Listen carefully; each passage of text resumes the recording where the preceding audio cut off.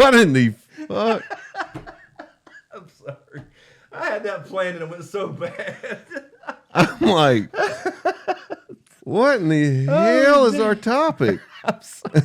I'll start that whole shit over. No, that's awesome. I can't say that. I'd like to see what my face looked like. I'm like, what the fuck is he talking about? I want you to put your hands together.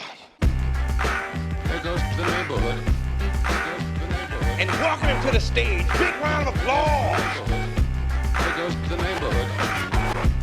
All right, welcome back to episode 48 48. of the SmokeScreen podcast. Look what the cat drug in. No We're joke. getting a lot of requests for James. For me? Yes. Look, every video, every live stream. Riddick, what are you doing, buddy? We're trying to do number 48. He's saying, hey, good to see you too, buddy. I wish we had this. I got the cameras. I got to get them set up. The Riddick's asking for something, but yeah, he's asking every time, every week. It's where's James? He okay? So explain yourself. Y'all remember me? Yeah, I'm sorry I've been MIA, man. Well, you know, No, I got a new job. I told him it was, job and schedules. Yeah. And I told my boss when I was accepting the job offer, Yeah.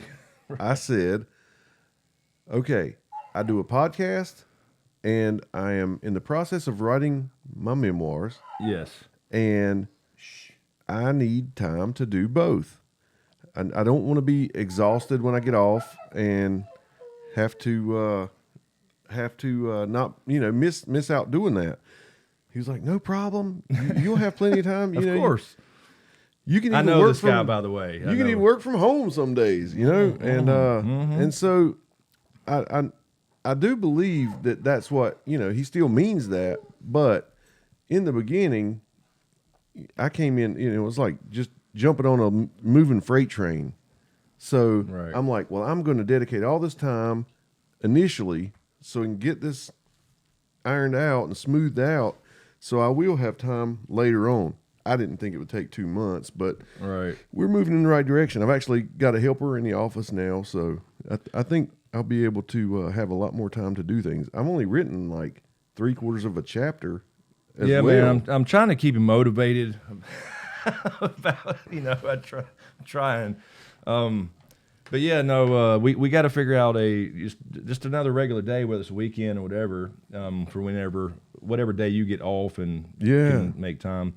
But we can maybe we can bank a couple that every couple of weeks or something. That would be really cool. And I mean, I love the job.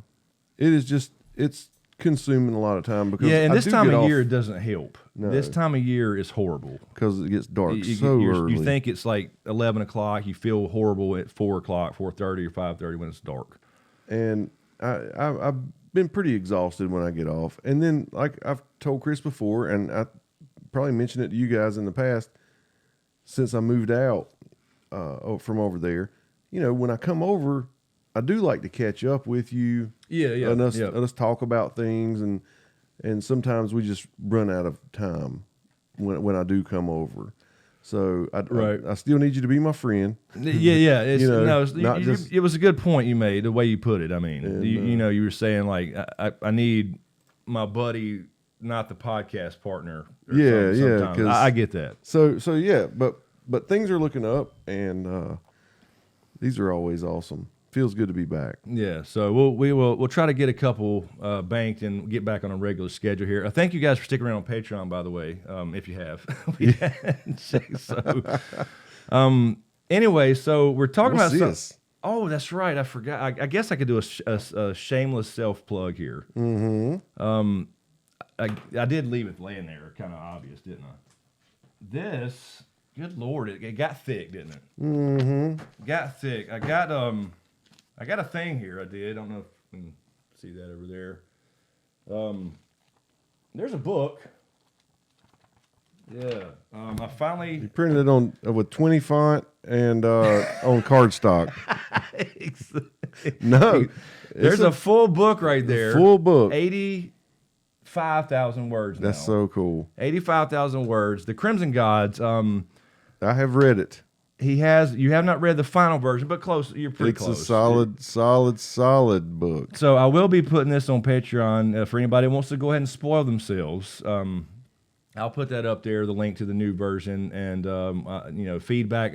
What I'm waiting on now, just to throw this out there, I know I'll put a timestamp or something for when we start the topic in the description. Right. But now I have editors that I'm talking to, and I'm waiting. I'm kind of deciding between two, and I'm waiting on another sample developmental edit for the first 2 chapters, or the prologue in chapter 1.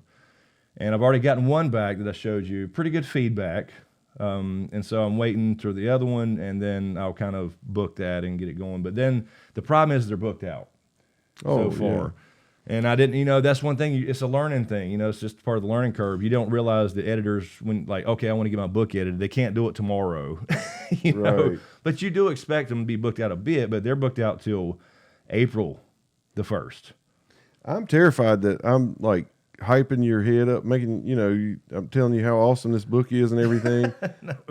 No. Actually, speaking of that though, I know people going to say, "Oh, you're just his friend," and this is a horrible book. No. I sent so this company I'm talking to, and I'll disclose all that. I'm gonna tell people when I do these writing videos on Wednesdays exactly how I do things. It's not gonna be like theory.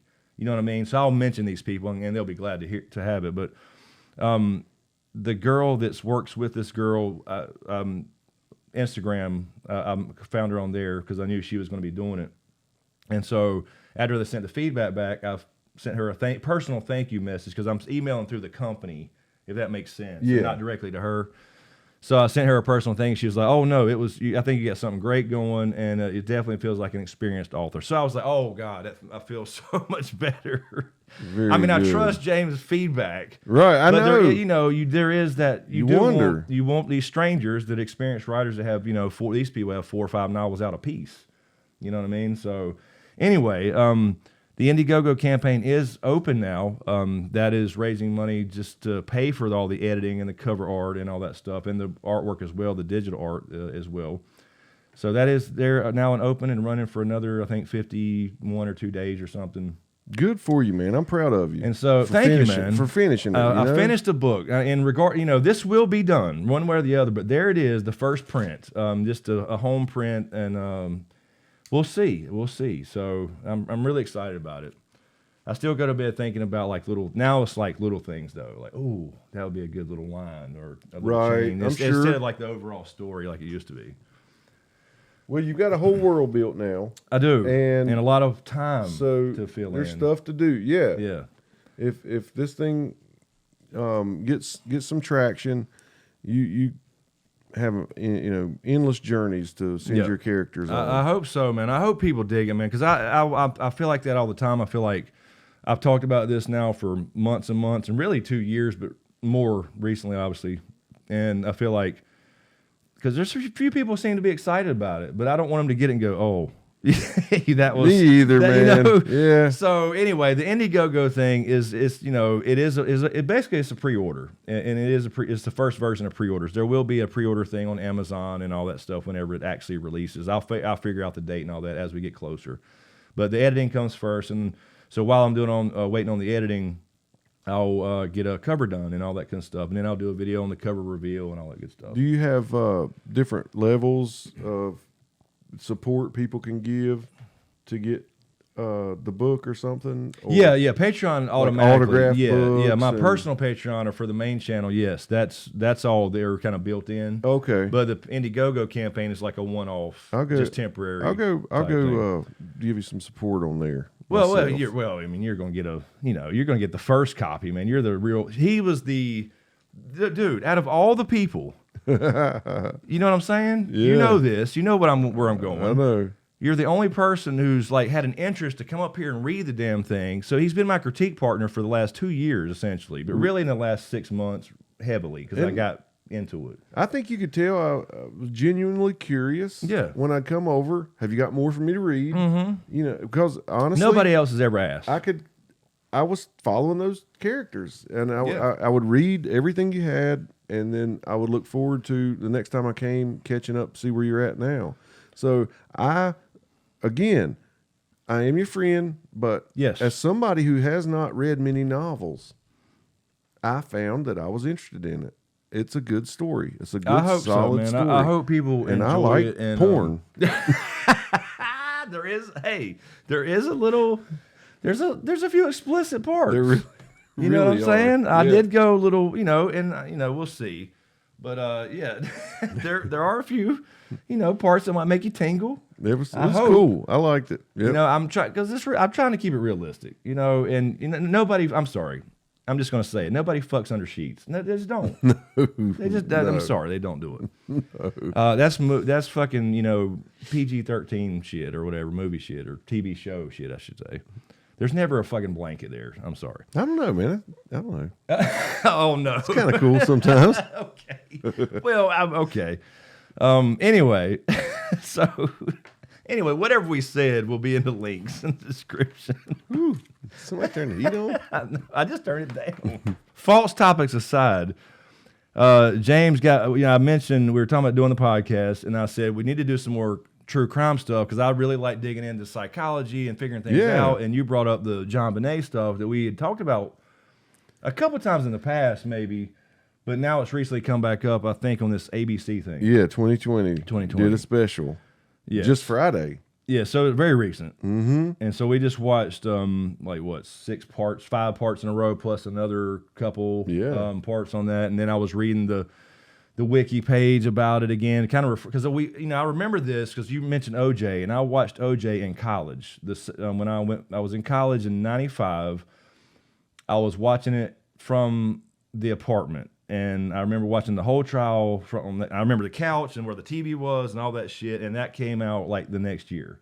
That's what they were saying. That kind of replaced OJ. It did, the trial. Mm-hmm. So that was the first time it was really a big thing where, oh my God, this is like 24-hour news cycles. And so JonBenet Ramsey happened, and that kind of replaced it, I guess. Yeah, and for me, I'll just say this. I don't pretend to know all the nitty-gritty fine details of this case. Yeah. I was there. We were adults when this happened. Excuse me. And so barely. Yeah. Yes. But I do remember it unfolding and it being on the news all the time, and every checkout line, it was on the Inquirer, the Globe, or Sun, or whatever. And my mom was obsessed with it, and every time I'd go visit her, she would talk about it. And so I don't pretend to know all the details, but I do know the story really well, and it's fascinating. And you can never get rid of the images of the little girl on People magazine, like you said, the checkout lines. I mean, it was just everywhere. Like we were watching the little clips on YouTube. I was like, yeah, I remember that exact cover, like right there at the checkout line or whatever. It was everywhere. And I think because obviously it's because like the dude said on the one of the videos, like there's a lot of kids get killed every year, but because it's a pageant girl and plastered the images and the videos came out. They were mentioning that was kind of the first viral video type things, the clips or whatever. How many nights did you see on the news? Those same clips. Over of and her over, on the of her stage, dancing, singing, whatever, all made up and all that stuff. And so there's so many different layers to this whole thing. Yeah, and it's unpacking really weird. it is a little tough. I mean, it's going to take a little bit, but I'm fascinated with it. I can't believe with all the advancements in science, technology, DNA, things like that her killer has not been found yet. Yeah, I'm so surprised, and it's fascinating. They said she would be 30 years old now if she was alive. Right. And she's like forever 6. Yeah, exactly. She is. She's immortalized as a 6-year-old. Mm-hmm. Made up to look like to be a 12-year-old, I guess. Yeah. But I guess lay out the general for because I don't know. Maybe people don't. I'm sure older folks remember. They know the name. Everybody knows the name. But it's just it's a weird case that contradicts itself in a lot of ways as far as like your typical kidnapping or murder type of true crime thing. Yeah. It's really weird. So it's the morning after Christmas, 1996 in, I think, Denver, Colorado, Boulder, Colorado. Yeah, Boulder, yep. And it's like in this Tudor style house. These, pretty well-to-do people live there. It's an 18-room house. The mom wakes up. There's a mom, dad, and 2 children went to bed Christmas night. Yep. The next morning, the alarm goes off around a little after 5 a.m., somewhere around in there. The mom goes downstairs. I guess I could just say Patsy Ramsey or Patty Ramsey. Yes, Pat. I think she goes by Patsy. Okay. I think she's Patricia, and so Patsy. There was you her go. nickname. And so she goes downstairs, and on the bottom 3 stairs, she notices 3 sheets of paper laid neatly. She picks them up and notices it's a handwritten ransom note. Right. So she screams, panics. A fucking short story length. Yeah. Ransom note. 3-page ransom note. The daughter's missing. The 6-year-old girl is missing. So she calls 911, says my daughter's missing. The police come over. And get there within 3 minutes. Yeah. So it's, before 6 a.m., the house is full of friends, family, and police officers. And around 9:45 a.m., the family, the most of the police leave. They leave 1 female police officer there with the family because the ransom note said they would be calling back around 10 a.m. with further instructions. Everybody else leaves too. So now it's just the 3 remaining family members and the female police officer. And she said 10 a.m. comes and goes. Yeah, the call it said we'll call between 8 and 10. Yeah. So that So time came and went. Yeah. And then she said nobody panicked. And so she looked around and noticed the dad was in the kitchen looking through his mail. And she just told him, she's like, hey, why don't you look around and see if any of JonBenet's stuff is out of place. And Is it missing? Does something look off? within just a couple minutes, she hears him yell, and he comes up the stairs with JonBenet's body. She was in the house all along, and to me, that's the setup. It is. Right It's there. essentially it. And he comes up, and it's been there the whole time. The important stuff there is that, okay, they call the cops. They get there. You heard James say all these family and friends, they're in there trampling through the house. And the yard, apparently, too. It snowed. That was a Right. big thing. It was snow on the ground, at least in some parts. It's hard to see exactly, obviously, with the clips. Just maybe... Anyway, so the point being that they did the search of the house and found nothing. But they just happened not to open every door in the house. And so he goes down to the basement and finds his daughter wrapped in a blanket in this small room in a basement and runs upstairs, picks her up, and runs upstairs and lays her on the floor. The cop comes over. Yeah, she's dead, and that was it. And then all of a sudden, it's a murder case. It's no longer a kidnapping. Exactly. And of course, they turn their focus on the parents, and I can't blame them, obviously, in that situation. Cannot either. That's the first thing you would do. But me and James were talking like, number one, okay. Yeah, let's go down this list here. If and I know, look, granted, a real situation, you may act different. Yes, let's state that right up front. We admit You're that. freaking out, you don't know, whatever. But if I wake up and my kid's not in her bed where she's supposed to be, and I don't care if there's a note or not, I'm searching every room of the house. I'm yelling her name. I'm going outside or whatever. And you're telling me you call the cops. You're there for however long it was. They get there. They come and search the house and won't find anything. They leave one. I believe they said she was fairly new detective. Yeah. To receive some mystery phone call. Then he runs down and opens the door. They just happen not to open. They just happen not to open that door.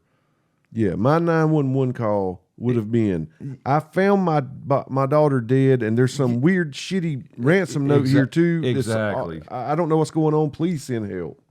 I would have found. I would have looked under the cabinets and everything. I mean, literally, anywhere a 6-year-old girl could fit, I would have looked. Yes. I mean, you're thinking, we were talking about, like, she could have been in any room asleep because maybe she sleptwalked or something right. like that, or she could have, there's just no telling. So I don't get that right off the bat. They came in there and they talked about this in this special, is this how the cops did a horrible job. I'm not trying to shit on the cops either. I do get, like I told you, I get the idea of you're showing up, okay, we got a missing person. Mm-hmm. We have a kidnapping and a note. She's not here, kind of in the back of your head. Yeah. But it's a crime scene. Either way, it's a crime and this scene. is not like it happened in 1801. It's still, this is fairly modern. Yeah, take control. Exactly. Get You the secure family and the friends. scene. At least if you're not going to get them out of the house, isolate them to one room. Something. That's an 18-room house. Exactly. Put them somewhere. Exactly. And say, stay there. And, this is a crime scene. Don't forget that. Yeah, and it's not like she was, found, stuffed in the back of a closet or something. It was right there where you open the door on the floor. You would have seen her immediately if you just opened the door. So that's number one, is they all this time went by, in the end, it's not a long time, but the point being that it's just weird. It's like, how did they not? Anyway, so he finds the child. Now, obviously it turns in on them because they find this note. The weird part about the note is, like you said, it's like 3 pages, and we read the whole thing. Sure did. The important part for me is they demanded $118,000 in this so-called ransom note. And he had just happened to get, and he even points this out, John Ramsey. Because I remember, honestly, to be honest about this whole case, I remember, since I hadn't thought about it in so long, I just remember thinking the parents did it. I do too. Because that's what to be fair. Yeah, the media made it seem that way. It's almost like making a murder. We talked about that on the podcast. Whatever they put out there is what you think. This is why you just don't watch CNN and think it's the truth. It's just not. Right. And my mom was absolutely convinced. Yeah. Whatever was in the tabloids, that's right. Basically made it look like them too. Right. Every time I saw my mom, it was like, these MFers killed that little girl. Can you believe that? Yeah, I remember the same conversations, exactly. Yeah. And so, just growing up and kind of forgetting about it, that's what's been burned in my head. Like, so we all are victims of it in some way, being told what to think, essentially. Yeah. But, okay, so the 118 was such an odd number. You could have said $1 billion. You could have, yeah. I mean, you do 118. That is so weird. But he's pointed out that that's what he received as a Christmas bonus. They're a well-to-do, I'm not even sure what business he was in or whatever. Right. Rich family. And what I remember specifically before we even started watching, I told you before we started watching all these little clips that you had kind of been watching the last couple of days, was that I remember the notepad. They found the notepad in, literally from the picture, it looked like 10 feet away in a drawer. Like there was a little spiral staircase that she found them on. 10 feet away going towards the kitchen, I'm assuming, this little hallway, there's a little, I don't know, just a drawer thing. I don't know if you call it a couch, a sofa, table. Yeah, what would it be, like a stationary table? Yeah, and there's a counter. drawer, and they found the notepad that was used in the drawer and the pen that was used. Yep. And with the imprint, obviously, you hold up the light or you see the imprint on paper where this note had been written out, this book, this mini book, this short story. And I didn't see it on the 2020 special, but I feel certain, unless it's a Mandela thing, that they saw evidence of different drafts of the note. Right. They never found like the ones that were, I guess, torn up or anything. It must have they been didn't taken in the mention that killer's on that thing, but pocket. you said you were sure you remember. I am remember that. certain of that, but definitely they saw the imprints of that one for sure. Yeah, and the handwriting is wobbly. They're saying it's pretty clear that somebody's trying to cover up their handwriting. Yeah. Because they're wobbly. I said, I'm sorry to say this, and I'll say it again, the way the A's were written, they were proper. Oh, yeah. And I'm sorry, only dicks write a proper A. And when I say, I mean like the tail on top, and then this. Normal people don't write like that unless you are just so prim and proper. Yeah. And it fits the mother, because let's just go ahead and say it. Let's be honest. It's just not meant to paint everybody with the same brush. But she's a pageant girl. Yeah, she was Miss West Virginia. She was Miss West Virginia herself. She got her daughter into pageants. I personally know pageant people that fit this bill in my own life. I'm not saying everybody. I know it's not everybody, but kids, at least in my experience, they're not really into that shit. It's more about the mother living her dreams through your child.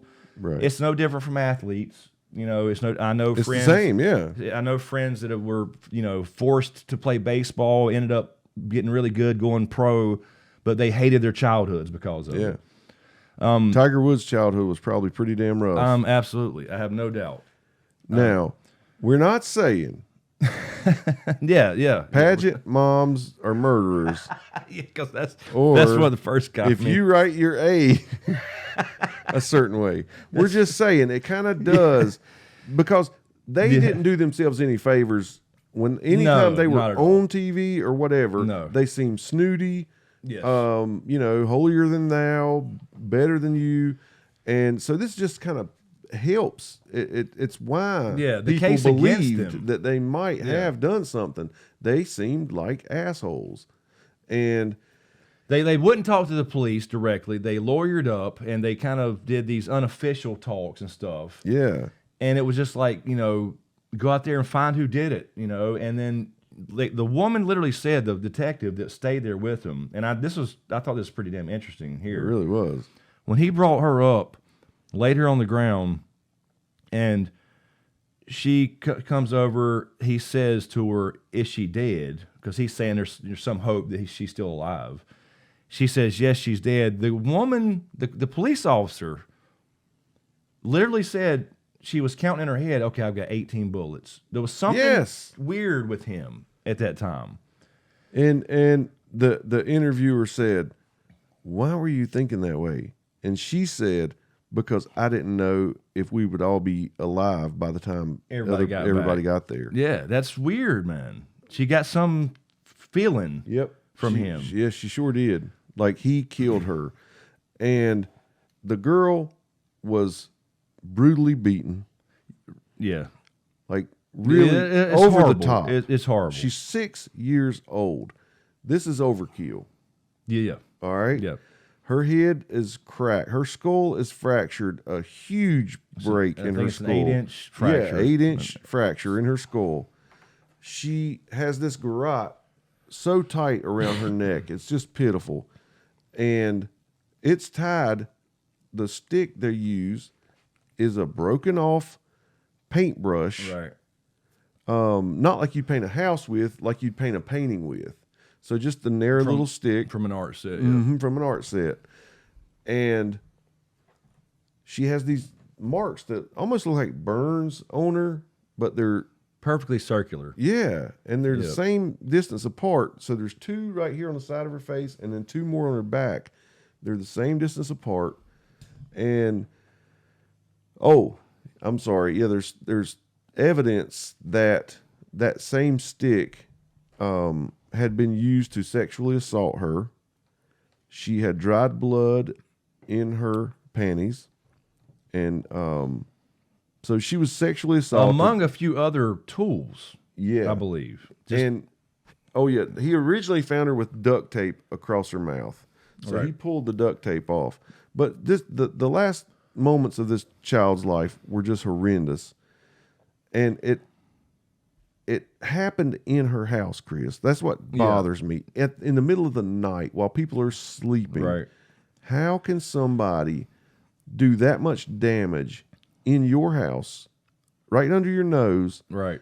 then afterwards stick around to rumble through drawers, Find a and pen. find a pen find and pad, and sit down And sit down write with light somewhere. somewhere to I write. mean, whether it's in the same room, you're going back up and down the stairs. It's so Maybe they wrote it with their left hand or whatever. Even if they wrote it with their dominant hand, they took a long time. You can tell it took forever to write this note. yeah. This wasn't some quick sketchy thing. You Right. can tell by the forensics of it when you look at it. Like there's no tails off in the air. It's not quick. It was crafted in some way. Whether you said like it's your left hand or whatever, if he's right-handed or whatever. So. But, that kind of points, all that stuff we're saying makes us sound like we think that the parents did it. Right. But that's not necessarily the case. No, because things don't make sense. This whole fucking thing don't make sense. Number one, I think the big thing with the investigators were that in typical, and of course, and there's always exceptions to any rule, but ransom notes are typically short and sweet. I want $1 million. I'll call you at 12 and tell you what to do. Real short. This one was 3 pages, and I didn't remember this. You brought it up. It had literal movie quotes in it. Yeah. From movies, from kidnapping movies. Ransom. Yes. Speed. Yep. Dirty Harry. Dirty Harry. They found at least 10 quotes. Yeah, that were either directly or indirectly ripped off from movies. Yep. And then it was signed like some organization. We are some organization. Yeah, 4 initials. And it was 4 initials. And we won $118,000 as opposed to $1 million or whatever, some round, some even number. You know, I don't know. But the idea was, I think, initially is that, okay, Patsy accidentally maybe killed her accidentally because she wet the bed. That was one theory. Yeah, so, okay, yeah, keep going with that. They think maybe she got a little too, aggressive with her for wetting the bed. Right. Accidentally killed her, and then they tried to cover it up. And make it look like a kidnapping, whatever. And I'm going to tell you, Chris, until you said what you said downstairs, I was kind of going, I could see that. Right. But remember what you said about overcorrecting? Yeah, so the idea is that, that was one theory that was floated out there, and the police were thinking is, this happened, she did it, or they somehow did. One of those two. Yeah. And then the other one backed the other one up to cover it up, and so they made it look like a kidnapping or, ransom note left and all that stuff. But that is overkill for the way she died. Yeah. If you're trying to cover that up, first of all, if you put yourself in their shoes and this happened, okay, oh my God, and so we accidentally killed her, we got to cover it up, right? Whatever. Yep. You do whatever you do. You lay her down there, wrap her up. You're thinking, okay, we'll put a note here. Yes. On the stairs. So when they get here, whatever, the cops will find her. But here's the note. We were in the bed. Yes. That's our story. The cops didn't find her, and they're going, okay, well, shit. They didn't find her. I mean, yeah, they didn't find her. They keep nobody, looking at each other when the cop's not looking. Nobody's calling it at 8. I mean, yeah. they're not. Are they not going to find her? She's still our little girl. We don't want her to lay down there forever. Right. But the point being, what I was making was... Yeah, make that point. Yeah, that's a good point. So the point being is that you're not going to cover up something by overcorrecting and doing all the sick sexual stuff that they did. No. That somebody did. No. So if you accidentally do that and you freak out and you're trying to cover up things, you're just going to do something simple, leave it the way it is. Tape on the mouth, write your note, whatever. But they did the sick sexual stuff with the paintbrush was broken off to use it as the device that ultimately she died from. That's what the official cause of death was. You had, like you said, the marks, which apparently came from a taser. Yeah. Which they did not have. Yeah, they said it looked like a stun gun markings, but the old classic, they're loud and they crackle. They are so loud. It's so loud. That would wake you up. You would think. But of course, we don't know the details, obviously, with the layout of the house. You can't get... That's... From looking at it from the pictures and stills, it's so... You can't figure it out. You can't. So we can't go by that. But you're not going to do, obviously there was some other tools. And that's the important part, too. The paintbrush and all that came from her art set. Now, where was that at? They don't say. No, they don't say. Was it in the same room? Was it a different room? So you're not going to take, but there was other tools as well, like the random stuff that they used on this girl that I won't say, and that's just overkill for somebody who did something accidentally. Yeah. So whoever did it's a sick motherfucker, is what I'm saying. They really are sick and deranged. Deranged, and enjoyed that type of thing in their sick, twisted, fucking evil head. Yeah, inflicting horrible, horrible pain and suffering on a little girl. And she's just a matter of feet from her her family, her providers, and her protectors. Yeah, I mean, she's right there. Her everything. So she knows that. She knows the house she's in. She sees this is happening in her house, and she can't scream. She can't do anything. I don't know the order of everything, how it happened. That's but right. Her skull was broken, and my only saving grace was I was hoping that he tightened that garrote around her neck early on, because that could potentially put her to sleep. Right. Just knock her unconscious like a choke in a UFC fight. And then the rest she wouldn't have felt. That's my only hope, is that's what happened to this little girl. But then, after all that hideous stuff that we're talking about, right, to have the balls to hang out in that house long enough to write that note and make a clean getaway. Exactly. Through this small window in the basement. Yeah. Which apparently they didn't even think about when they first came. Because they keep showing crime scene photos of JonBenet's bed. So that tells me the parents said, yes, we put her to bed. It wasn't like she was up playing with her Christmas toys and fell asleep on the couch downstairs. Yes. She was in her bedroom. They said they would put her to bed and then went and set clocks and went to bed. Went to bed. So this creep was, going through their house, went into JonBenet's bedroom, took her out of her bed, walked downstairs, either this winding case, like we don't know the layout of the house. Right. There's just, they only show that one small little winding staircase where the note was, but that don't mean we're, So how is he, they could have an elevator in that house. Who knows? But they go downstairs, do this horrible thing, then come back upstairs. I'm assuming it looks like it. Right. To get the note and the pad and pen. They have to find it. Because we're talking about if this is a stranger, they don't know the layout of this house. Like you said, they're creeping around with flashlights. Who's got the balls? I mean, they don't know if pets are in there, big dogs, That's right. Any barking dog, nothing. So to us, just logically, you would think 118,000 is written on the note. Right. They're not afraid of dogs being there. They, They know where things are. Yeah. So I feel like the list should not be so long of potential suspects. Now, we've talked behind the scenes, like they might have had a housekeeper, right, who was maybe straightening up some papers and saw that John got a $118,000 bonus at work.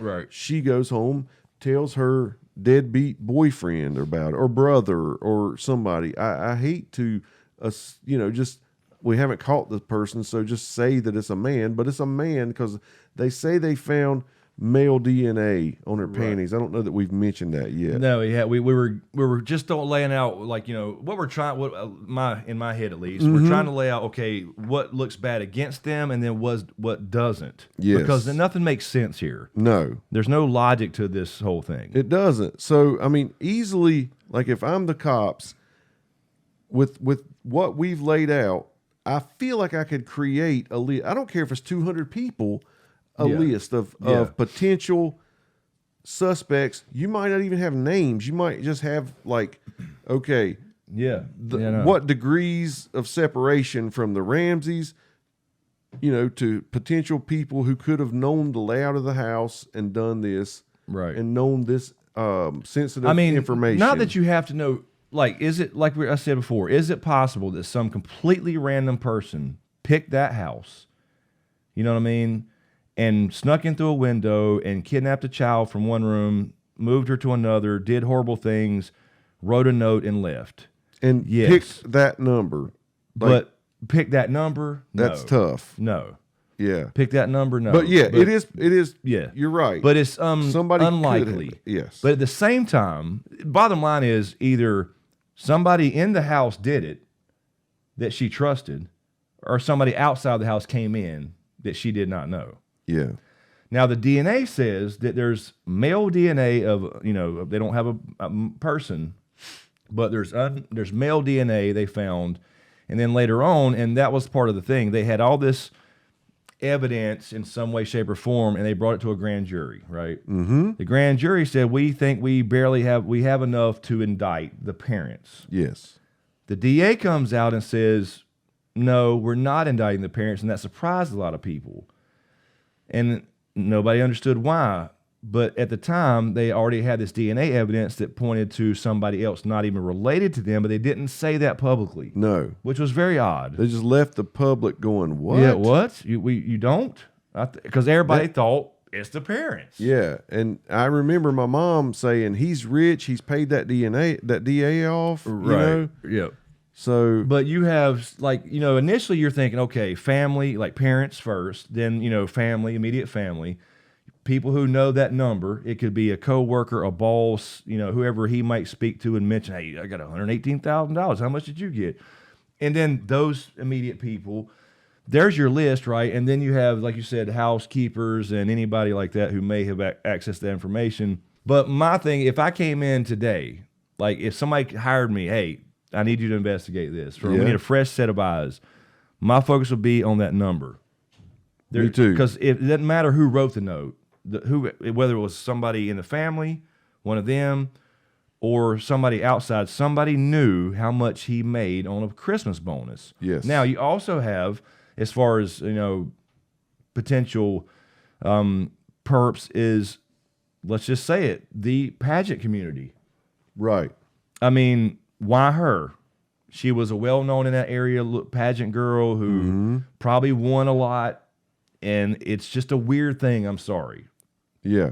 It is. There's a lot of jealousy and, oh, we gotta outdo them. You know, it's almost like, you know, moving to a house, we gotta beat the Joneses. Yes. You know, it's that type of mentality.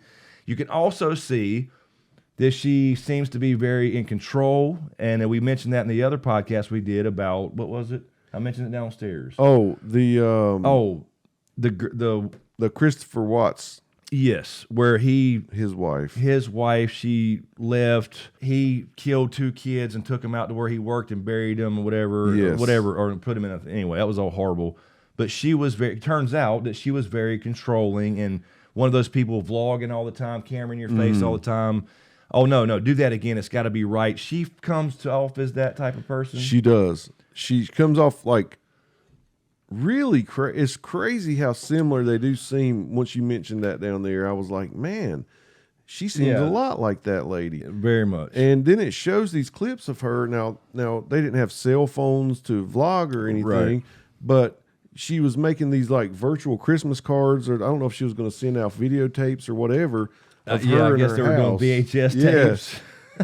and they said that she had a Christmas tree in every room, and 18. each tree had its own theme, and there was garland everywhere, and you know, wreaths on every window, and she had to have everything just so.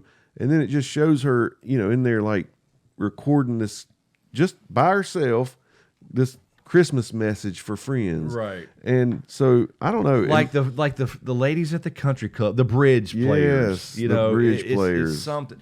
And I don't look. We're not trying to be like stereotypical here, but there are truths to these things. right. They're just like are. he said in the very beginning, we always try to go with the psychology of things. Yes. And where something might seem insignificant to somebody else, maybe we Yes. find some significance. Because in other us. words, what I was saying before, and I made it more of a joke, and I'm sure it came off offensive, whatever, but she's the type of person that would write an A like that.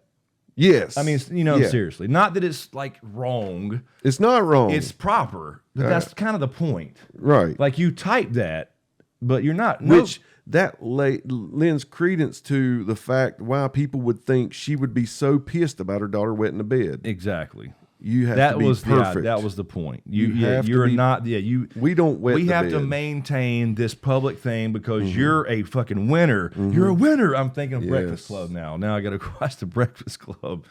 But yeah, it lends to that kind of that almost like we're saying we're building a profile. Yeah. It's like a mommy dearest type thing. Yeah, definitely.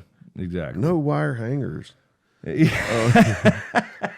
Exactly. So Oh god. so that I can't lie. I mean, I feel for her. She passed away from cancer Yeah. in 2006, like 10 years later, went to her grave with half of America thinking she killed her daughter Right. and covered it up, or covered Yeah. it up for her son. I know he was the little Right. 9-year-old Well, boy. that's the other thing I was going to say, just to put it out there, just to fully disclose everything we can as far as what we know is we were talking about somebody going in there not knowing the house and the winding staircase. You got a child that may be struggling, maybe she's not. We don't know. Yeah, the think order. about that. You have to be quiet, but if you know her and you go into a room and say, "Hey, JonBenet, come here, let me show you something," but be really quiet. We can't wake Yeah, your mom can't and wake dad. them up.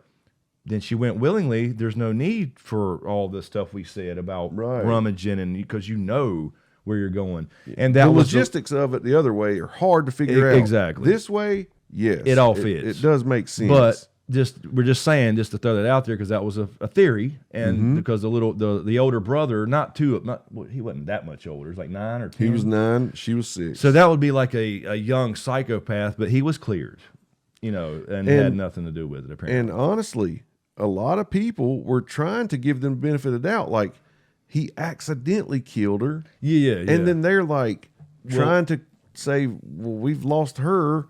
We don't want to lose both. Let's not lose him to the system. Yeah, to the system. So we'll cover it up. So that was another theory that's But then, possible. if that's possible, then there still is that overkill aspect to it. Exactly. They can't go, oh, he accidentally knocked her down the stairs or choked her with that rope. I'm going to bash her skull exactly. And by the way, penetrate her. Yeah, exactly. I'm going to grab some tools, some random objects from the art box over here. Is it in the same room, or did I pull them from over here from the art room? It's just so fucking weird. But then the DNA comes in, and one seems to be very clear that it's male DNA, not related to their family, not their direct family. Nope. And then later on, as technology has advanced over the years, because this case remains unsolved, is they found more, at least one, maybe two more male DNA from touch DNA. Yeah, touch DNA, just skin cells. So as we're going through kind of the latter part of these clips, it was like they were going through, all right, there was a guy in the neighborhood who played Santa Claus for a couple of years. He was kind of an old creepy guy.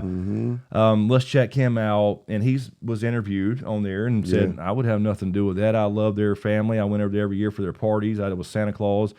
They checked it. He gave his DNA, he gave his blood. He was not marked off the list.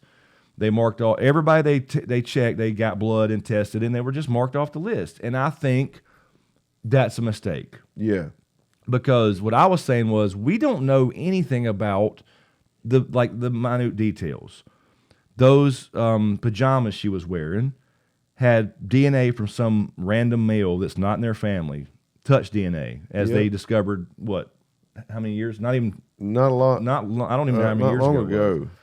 So that they've mastered it. Yeah, mastered it, right. So they were able to go back and get more and found more DNA. So it's I was like, it could have been the guy at JCPenney putting it in the bag. Right. We just don't know how it works, and we don't know where it was exactly. We don't know if these were washed. They could have been new for Christmas. Exactly. I mean, maybe she opened one present early and put them on that night. And dude.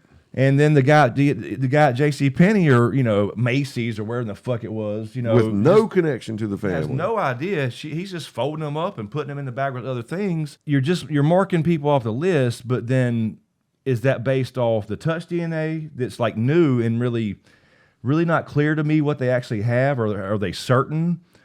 Or are you marking it off from the main DNA they had earlier back in the day, which was found in her underwear? Mm-hmm. And good question. If you're marking off based off that, fine. If you're not, if you're based off the touch stuff, I think that's a mistake. Just marking people off based off touch DNA. Yeah. I don't know. It's really weird, man. I mean, unless you could find the DNA of the person that it matched, and it was somebody at JCPenney or whatever. That's what. Exactly. That's what I mean. Other than that, if they're just saying, "Oh, don't match that," then that is, I wouldn't do it either. And another thing I wanted to bring up too. Yeah, I'm sorry, but that's what I meant to mention. You had two people confess to it. The one guy was a guy in prison who ended up they eliminated him because of DNA. Yes. And he didn't really know anything about it. And then you had the other guy that really got really famous. Yeah. That was in another country. Yeah. I remember his face as soon as he popped up. I was like, oh, that's the dude I remember now from all over the news. He's confessed and ended up being, his DNA didn't match. It was just one of those fuckers trying to get attention. Yeah, he wasn't even in Colorado at the time. They proved that. Exactly. So, I wonder what happened to him now. That's got to be a crime. I mean, it's got to be. I don't know. Man, that was crazy. Well, he had the whole world right there in his hand for just a little bit. He did. I guess that's his 15 minutes, man. One thing that bothered me too was the cops kept saying, "Well, nobody could go in the window." Oh, come on, man! And then this other detective comes along. They hire. Yeah. The DA hired him. to help prove outside person theory. Yeah, because they have, up until that point, the police were focused on, and their parents, the parents had a point. They were so focused on them, they really didn't do a investigation. He comes in and says, "Well, did you notice when you took the picture of the room, when you walked in there, probably no more than 10 minutes after the girl was found, there's a window open." And they were like, "Yeah, but nobody could really come to that window." And he just goes around the house, and of course, modern day, or before, he's now dead, but this was a couple years ago now, but many years later from the crime is what I'm saying. Just walks up, opens the grate up, drops down in there, and walks and just slides right through. Yeah, like and he was like 60 or 70. Yeah, it's not that hard. No, but they were saying like, well, there's a cobweb in the corner. It wasn't disturbed, and when you first said that, I said, well, they can build them back in just a couple minutes, literally. I've watched them do it at my old house. I had a spider problem out front when it rained. Mainly just because I didn't knock them down, but I enjoyed watching them. They did. I had pet spiders outside, is what I'm saying. But no, it did look like an old one. There was some dust and stuff in it, but also, like you said, it looked like it had been already touched from the top, and it kind of folded over in the corner. Because when he slid through there, he wasn't all sliding on his ass, his legs pressed up against both edges to get every little cobweb. I just don't buy that. And I mean, honestly, I don't pretend to know more than these cops who have done it for a living for years. But honestly, maybe sometimes they can't see the forest for the trees. Exactly. That's exactly right. Like some fresh eyes on it. It's like, don't fuck with cats. You had fucking people on the internet saw that shit. Sure did. And that's what you need. That's right. And I guess that's why they hired this guy. So he comes in and says, no, the evidence is right there. Don't overcomplicate it. It's an intruder. I mean, clearly you have an open window. Mm-hmm. I showed you how easy you can get in. Now, I don't know what he did through the house. And like we said, we don't know the layout. We just saw a couple still shots. It's really weird to figure out where the person had to go. Yeah. But his whole thing is he did all this investigation, ended up being that he passed it on to his daughter before he died, saying, don't give up on the case. I'm telling you, they've ruined this family's life and all this kind of stuff. He was convinced, and he gave them a list of names and said one of those names is guilty. The rest of them will be innocent. Look into it. He dies. Now, his daughter took the case up. Yep. They're using mainly DNA technology to eliminate people, still trying to work with the cops. And now her daughters do a podcast on it, apparently. Sure do. I mean, it's I would have had, like you said, I'm sorry. But I didn't listen to an actual episode. They were on the show. Yeah. Just reading from they were, and our grandmother told it, just reading from something. I don't really know if that was just for I told Chris, I was like, if I knew they recorded me doing this podcast and 2020 was going to say, and his granddaughters have a podcast. And show them recording. And show them doing it. I would have more than 3 podcasts on there. I would have it stacked up ready for people to look at 2020 and then go, oh, I'll go look for that podcast. Yeah, I looked it up, and they have 3 episodes. It's called The Victim's Shoe. And yeah, I think it's pretty cool that but I think they're more there to prove, based off family ties and stuff, that it was not them. Like that, I don't know. I haven't listened to it. To be fair, I'm not trying to judge their podcast. I mean, it could have been simply that for the ABC thing, they're just like sitting around. They're not really recording. They got the microphones and they're just reading this stuff because they got all this stuff laid out on the table that you wouldn't really have in a podcast. No, you might have some notes like you do. I don't have shit today, but anyway. And also, I will say this: I have never. You know how people are quick to say, if my kid was killed, or, I'd be on the front steps of the police station, and all this stuff. So I don't want to do that. I don't know how I would respond. But one thing I can say firmly is that if I woke up and found a ransom note, I would tear my house apart. That's one thing I would be sure of. I mean, looking for... my daughter. I would look everywhere if she was missing. And there's no. Oh well, she wouldn't be in there. Right. Not just skipping a door or 2 or 4. I mean, we don't know how many they didn't look in. I would be curious to know where they got in at. So I definitely would scour my house to look for open windows and anything like that. And the other thing was, we mentioned earlier, as soon as this happens, she calls the cops and a bunch of friends and family. They all come over there. Yes. And like we said, they go in there, and so they don't really secure anything. These people are running through the house everywhere. They're helping them look and stuff. And clean up. They're cleaning up things, which I thought, damn, that's really odd. They're Windexing tables and you know, they're fucking up the crime scene. They're destroying evidence potentially. And I'm not saying they're doing that facetiously like they're in on it. I'm saying you're like, yeah, but they're probably like, you know, let me get this for you. You go in there and sit down. I'll clean the, you know, and they're just trying to help out. But the cops are letting them do it.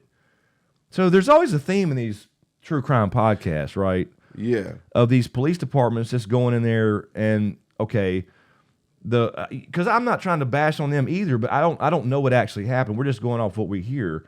But they're just letting people run through the house, clean things, touch things.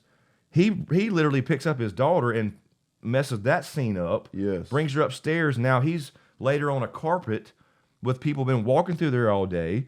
Then he puts a blanket over with other DNA and shit all over it. Who knows? So we don't know where that touch shit came from. And that one lady said, you know, they did not even take the parents in that day and look for defensive wounds or never examined anything like that. None.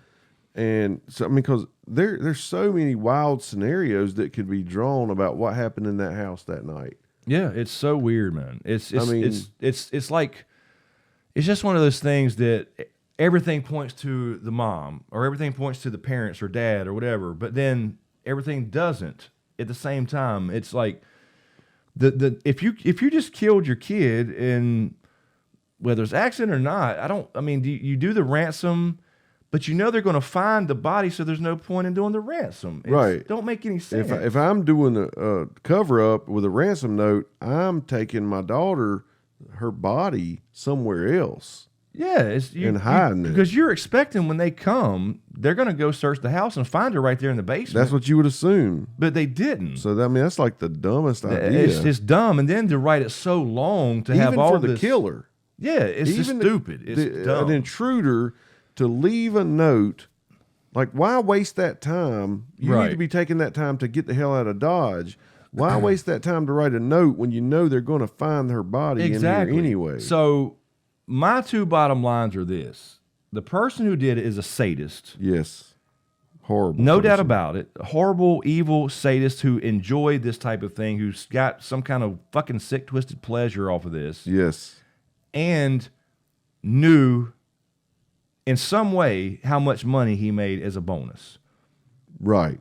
Because the rest of it makes no sense. Yeah. Like you can start, like you look at this stuff over here, this section of evidence, and it points all to her, the parents, in some way.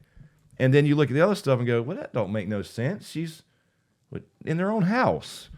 But then other things like, well, she wouldn't have been scared to go downstairs with mom or with dad or with brother. Yes. But then, so it's so crazy.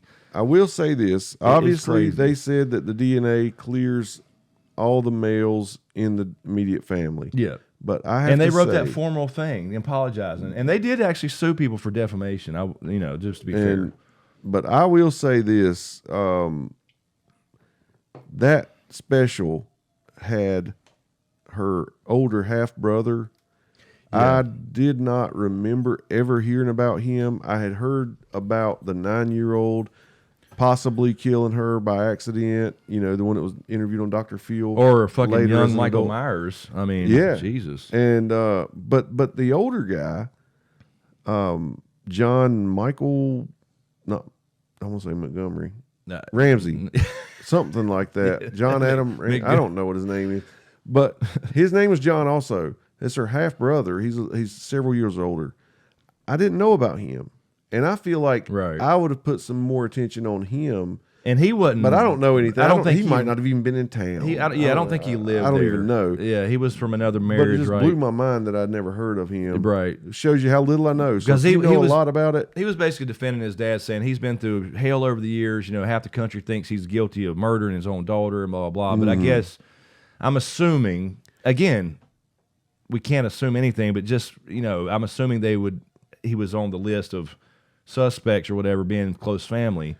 and then maybe went in town or got eliminated by the DNA. I'm going to tell you who I think did it, okay? Oh, okay. We got a theory. But it's kind of, I already feel like I'm wrong because I don't think the cops are this dumb. I believe that it was because I like your theory about she knew the person who coaxed her out of bed. Yes, I think it All right? has to be. I like the idea that it's somebody she knew who also knew the $118,000 number. Okay? I don't believe the parents did it. I believe it was somebody,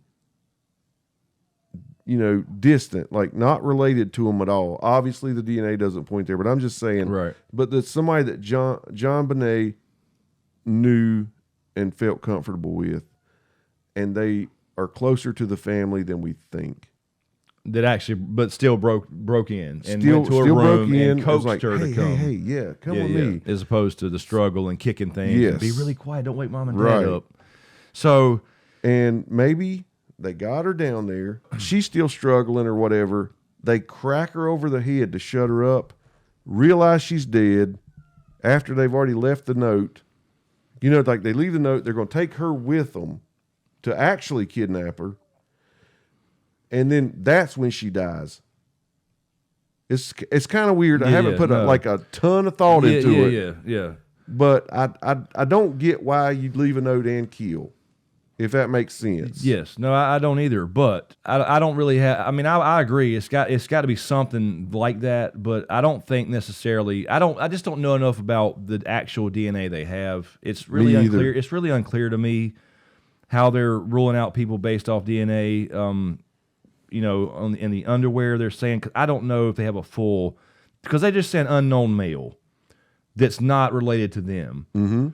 A 9-year-old could do this if he's psycho enough. If he's watched enough movies, and that was another thing, the movie thing. It was could a 9-year-old boy who was jealous because she's getting all the attention, being the pageant queen, lure her down there and be a sick, twisted little, like I said, a Michael Myers motherfucker before he got old enough to be big enough to do major shit like in the movies or something.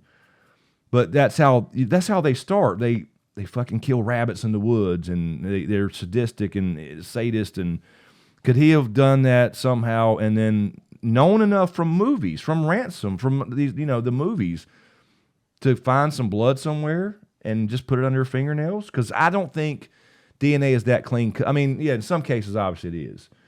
But like, let's say, I mean, you try to think about this from all angles, and again, you don't know what's going on in your head in those real situations. But what if this, I'm not saying necessarily even him, but just somebody like this, they got blood from somewhere else, and it is part of the family. Because it would fit all the boxes, is what I'm saying. You have a little bit of blood from something. You put it under, or maybe you just rub her hand across it, after she's dead or something. Right. And then that puts all the attention off anybody in the family, but then that still fits all the criteria about getting her downstairs quietly, all that stuff. And they never say semen. No, they never do. They say she has blood down there, and they found DNA on her panties. And fingernails. But they don't say. I mean, obviously, my mind went there. But the fingernails is blood, obviously, to me. They did or say skin. I mean, I guess they could have scraped. She could have tried to claw somebody and got skin under her fingernails or something. Yeah, I'm thinking blood and skin, yeah. Exactly. But yeah, dude, I don't know. I mean, they're not clear about this DNA. It's not. And so a 9-year-old could crack a skull. A 9-year-old could make her bleed down there with a jagged instrument. A 9-year-old could strangle somebody. I don't know that a 9-year-old could tie that rope around that stick like that. That looked pretty damn technical. And that's what I mean. I'm just throwing out. It just don't make, like, to make this fit, it has to be number one. And then him, like, if there wasn't a 118, the 118,000 note in the note, then you can make it fit a lot of people. But does he, and again, he's been cleared. This is just throwing out to get people thinking and then to get me thinking. It's like, how would he know anything about his bonus? Did he just mention, hey, I got a big bonus, going to be a good Christmas this year? I mean, they're already rich. They got 14 houses or some shit. I said 14. We're known for exaggeration. Hell yeah. But maybe he would know. And then he sat down and thought about all this, and so maybe he goes that night and finds the notepad before he goes to bed and writes it all up, and it is ready, and just puts the notepad back and has the papers in his room. So I don't know. For me, I would say if he did it, they wrote the note. Oh yeah, no. I'm just saying. They discovered him. He had killed her, made him go back to bed, pretend you're in bed. You were just in the bed. That's your story. And anybody ever asks you, I was asleep. Yep. That's it. So I got to say. We'll take care of this, honey. Yeah. And then they write that note because 4 writing experts say they can't rule her out, but they can't say she wrote it. Exactly. It's so frustrating. It's just pointless. They're all pointless because they're saying, is it possible she wrote it? Yes. Is it possible she didn't? Yes. Okay. So you did nothing. Yeah.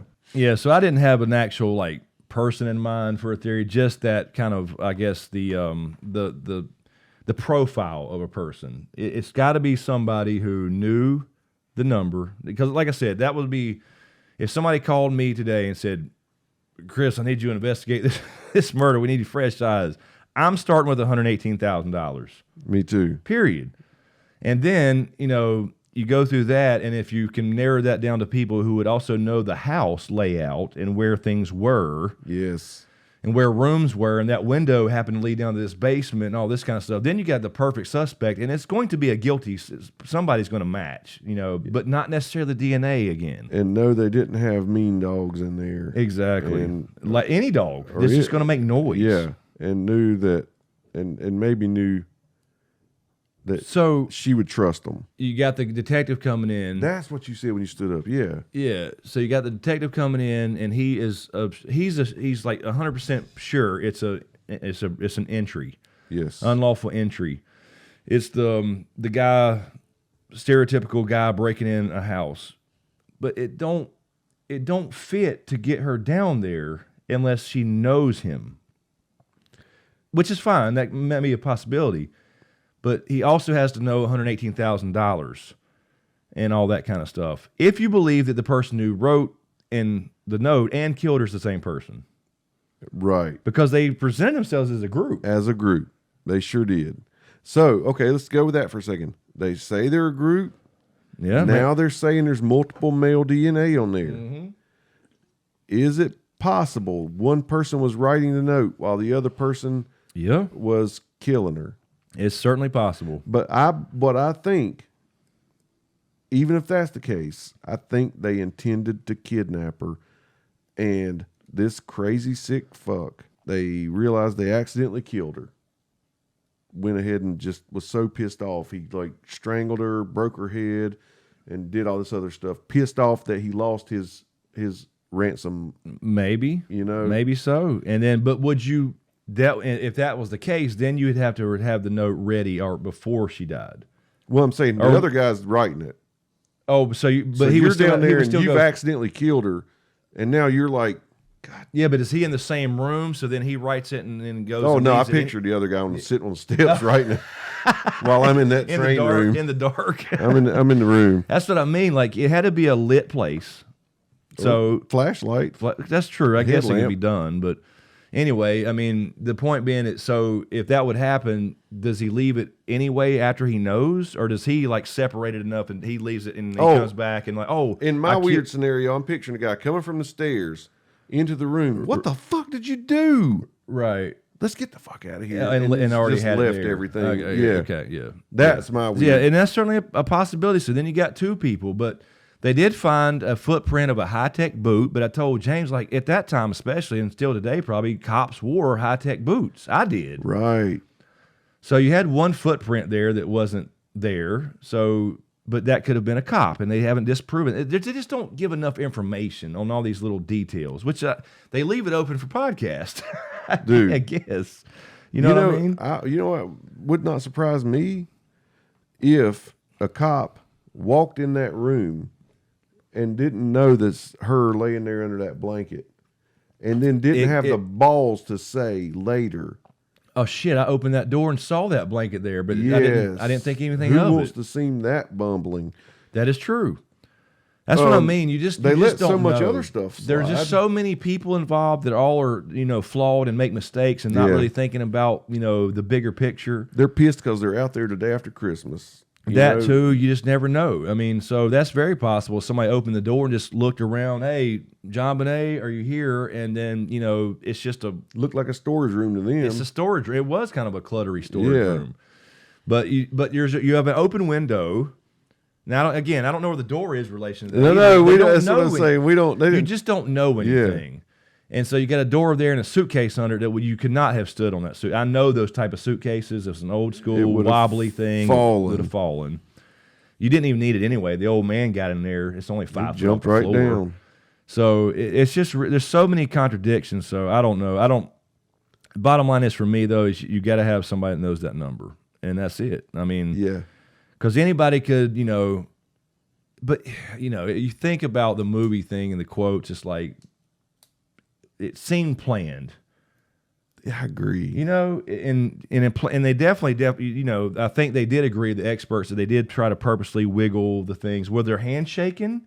No, because it wasn't like scratchy little things. It was purposely written in a way to cover their handwriting. It really was. So...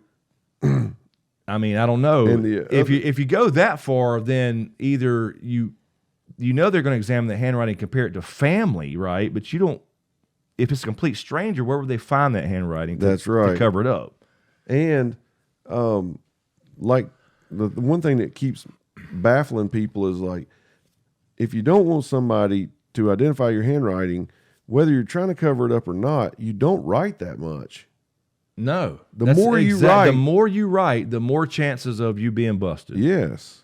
So that, that stuff, something that goes in favor of her or the parents as far as, writing on their own pad. But again, it's their own pad. Who comes and plans a kidnapping and says, you know what, we'll just use their fucking paper and pencil. It's so stupid. And pen. We'll go find that shit. We'll ramble through the house while they're sleeping. Yeah. And just increase our chances of getting busted after going through the window, potentially knocking down this suitcase and everything else because we don't know the house. Mm-hmm. We're going to bump into a wall. Oh, God, yeah. You can't carry a kid who's conscious and not bang into a wall or get, or a doorway. And it's just so weird, man. It is. It's like, I can't wait to hear what you guys say about it. I know. I really hope one day they solve this and explain the full thing, somehow, or the best they can put together. Because somebody might be dead. There was a couple one suspect committed suicide supposedly like a day after. Yeah, and that's a crying shame. Now he was scratched off due to DNA, but I'm still with you on that. Again, maybe that's a little premature. It might be. I don't know. So He said he did it. He did. He said he did it, but then they determined he didn't know anything about it, like the general stuff or something, and then he killed himself though. I guess this guy. Yeah, the day after the DA said there's going to be one name left on that list, and it's going to be yours. You looked right in the camera. Yeah, exactly. And then that guy killed himself. Right. Convenient. So, I don't know, man. Can't wait to hear what y'all say. Yeah. I'm sure some of you guys out there know a lot of the details, or Mike can clear some up that you can tell we're fuzzy on. Yeah, it's been a while. We remember this from being a kid. It was all over the place for so long, and everybody was infatuated with it. And it's one of those that pulls on your heartstrings, and as it should. But it was the beginning of that. Like OJ was definitely the beginning for me, at least, in my memory of like this. Almost the downfall of media. Right. Honestly, where we're watching train wrecks. Yes. Instead of reporting news. The Nancy Grace. Yes. Oh God. Era. Don't get me started. This is the beginning. This is kind of like right there in the beginning of that kind of stuff. And just to throw this out there, I will say, because I meant to say this earlier, I wasn't trying to shit on the parent and the mother and all that stuff. I was just saying like what the perception of it is. Yes, and we have to lay it out like we don't know that she's innocent. Yeah, exactly. But I didn't feel like any interviews that I saw with her, I didn't feel anything weird. Like vibes. No. And you can't really use that, obviously. Right. Because you don't know how you're going to react to like trauma.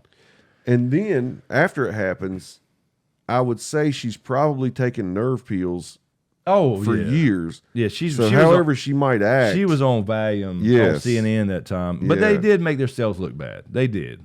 I mean, by going and talking to CNN and not the cops. Not the cops. And to some degree, I get trying to say, make it public that, hey, look, we're not involved, as opposed to just not saying anything, almost covering your ass. Because they did eventually talk with a recorded, where they grilled in individual interrogations. That's right. So they eventually did, but it was like a year and a half later. So innocent in that to me. Yeah, she was pissed off that they were like implying it was them. Right. I mean, I get it, but because this is a horrible person still out there. Yeah, that's what she was get saying. off me, because they're going to do that to somebody else. They like doing this. Yeah, let's find them. Why are you still talking to me about it? Yeah, it's my child. So I mean, I get it, man. It's just it's a touchy subject because of the crime, and it's just so weird, man. It don't make any sense, like logical sense. When you go down one path and think, oh, that makes sense, then this other thing comes up that throws you back. Well, no, that don't fit, because if you're doing this, you wouldn't write the note, or you'd write the note if you wasn't doing. You know what I'm saying? It's crazy, man. But it's so weird. Yeah, that's other than that, I don't. I think that's it, man. That's all I've thought about. Nothing's really dinged yet, other than those couple points about the overkill, trying to correct something that you accidentally did, right? Or the number, man. The number. And like in the beginning of this video, when we were talking about your book, we can always, if we find out anything new in the meantime, give you a little update. Hey, that one piece of evidence we were talking about? Yeah, we'd actually, speaking of that, we had mentioned before in the podcast to leave questions, and we'd occasionally answer question videos. We did. You can do that too still if you want. We can always, that'd always be fun to just answer random questions. It could be anything. We've done that before. So do that. But let us know what you think as far as the whole. And would you like to see more true crime stuff, or are we good with the mix of things? Because I know we're all over the place a lot. I don't know. I like being. I do like true crime. I just feel like at some point you run out. Oh no, you won't. I'll follow too many podcasts. Yeah, we would never run out. Dude, this is already demonetized. I mean, we said the K word. Oh yeah, we can't. Horrible. Yeah, stuff. I mean, it's demonetized already. So anyway, glad to have you back. I'm glad to be back. So we'll let it fade to black.